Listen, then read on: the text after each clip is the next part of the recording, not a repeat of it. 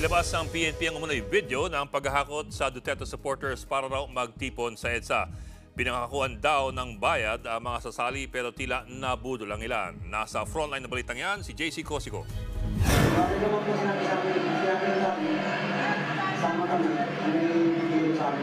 Ipiniresenta ng PNP ang video ng umano'y paghakot sa mga supporters ni Vice President Sara Duterte para dumayo sa EDSA Shrine. May video rin na pagsusulat sa logbook para raw sa umano'y pagbabayad sa mga sasali. Ayon sa PNP, may impormasyon silang pinangakuan daw na bibigyan ng 500 piso ang kada tao, pero 200 pesos lang ang ibinigay sa bawat isa sa kanila. Yung iba po doon, allegedly, again, let me reiterate, allegedly, were transported from their barangays papunta po doon sa lugar. Pinangakuan daw po na babayaran po sila at pakakainin po. In fact, yung iba po sa kanila ay nagrereklamo.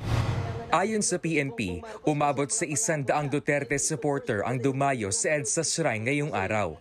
Ang iba sa kanila nakahiga na sa gilid ng kalsada. Meron din silang food packs.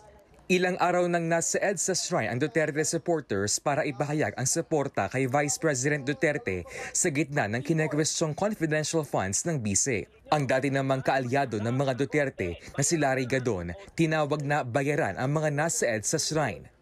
Napakakonti, bayaran na nga, konti pa. Mas marami pang nanonood sa gay beauty contest kaysa sa mga maisog rally nyo.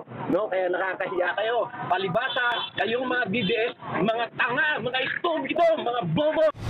Para naman sa kritiko ng mga Duterte na si dating Senador Antonio Trillanes, hindi dapat maliitin ang pagtitipon sa EDSA. Huwag natin maliitin kasi any political crisis na mangyari, pwedeng i-take advantage yan.